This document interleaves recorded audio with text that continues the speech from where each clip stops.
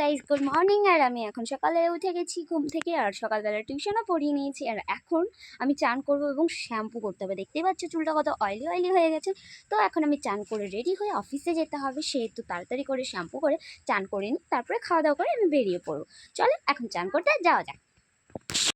So guys, আমি তো বেরিয়ে গেছি অফিসের জন্য। আর এই দেখো, রাস্তায় আমি হেঁটে হেঁটে যাচ্ছি, যেহেতু আজকে টোটোতে করে যাবো না, তাই হেঁটে হেঁটেই যাচ্ছিলাম অফিসের দিকে। আর এত সুন্দর হাওয়া ছিল আর রোদও ছিল, সেই জন্য আরও ভালো লাগছিল যেতে।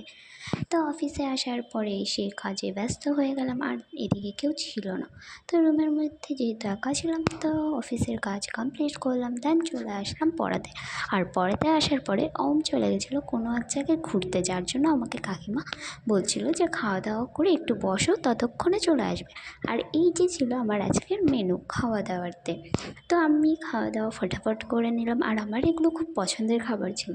দেন খাওয়া দাওয়া কমপ্লিট হওয়ার পরে শুনতে পেলাম যে ও আসবেই না। তো আমাকে বললো যে ঠিক আছে, তাহলে তুমি আজকের মতো যাও, নেক্সটের দিন আবার পড়াতে এসেছো। সো আজকের ব্লগটা এতটুকুই, দেখা হচ্ছে নেক্সট ব্লগে, টাটা।